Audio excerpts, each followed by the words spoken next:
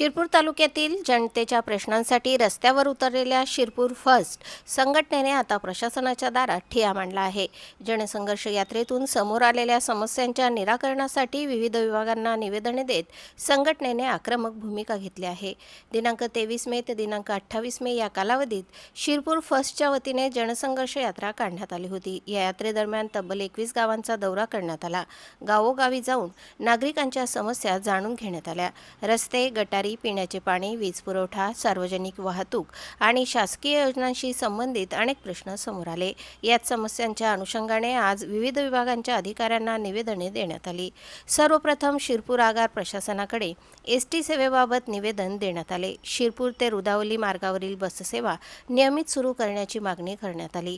या मार्गावर दिवसातून किमान 2 फेऱ्या सुरू कराव्यात अशी मागणी नागरिकांच्या वतीने करण्यात आली आहे। ग्रामीण भागातील विद्यार्थ्यांसह कामगार आणि प्रवाशांची गैरसोय लक्षात घेऊन ही मागणी करण्यात आली। दरम्यान शेतकऱ्यांच्या जिव्हाळ्याचा प्रश्न असलेल्या वीज पुरवठ्याचाही मुद्दा संघटनेने उचलून धरला। तालुक्यातील अनेक भागात शेती पंपांना अपुरा वीज पुरवठा होत असल्याची तक्रार करण्यात आली। यापूर्वी अनेक वेळा तक्रारी आणि निवेदने देऊनही परिस्थितीत सुधारणा झालेली नाही असा आरोप करण्यात आला। महावितरण विभागाने तात्काळ लक्ष घालून शेतकऱ्यांना नियमानुसार 8 तास वीज द्यावी अशी मागणी करण्यात आली। अन्यथा येत्या काळात तीव्र आंदोलन छेडण्याचा इशाराही देण्यात आला। स्वच्छता व्यवस्थेच्या प्रश्नावरही शिरपूर फर्स्टने प्रशासनाला धारेवर धरले। अनेक गावांमध्ये उघड्या गटारी आणि अस्वच्छ परिसर असल्याचे निदर्शनास आणून देण्यात आले। यामुळे रोगराई पसरण्याची भीती व्यक्त करण्यात आली। वारंवार तक्रारी करूनही ग्रामपंचायत आणि संबंधित यंत्रणांकडून योग्य कारवाई होत नसल्याचे सांगण्यात आले। याबाबत पंचायत समिती प्रशासनाने तातडीने लक्ष घालावे अशी मागणी करण्यात आली। महिलांच्या प्रश्नावरही संघटनेने आवाज उठवला।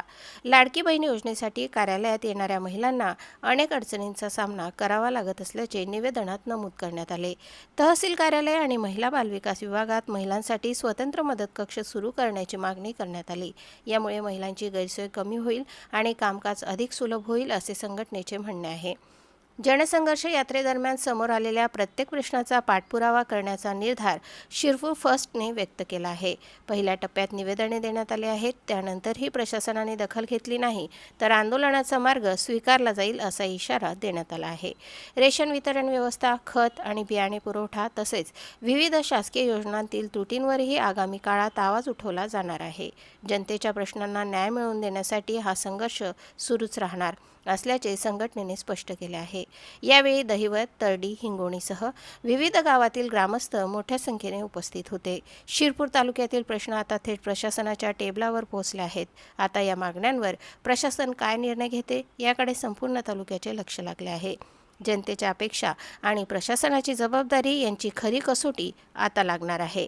प्रतिनिधी साहेबराव पावरा आणि वृत्तनिवेदिका सीमा पाटीलसह स्वराज्य न्यूज शिरपूर।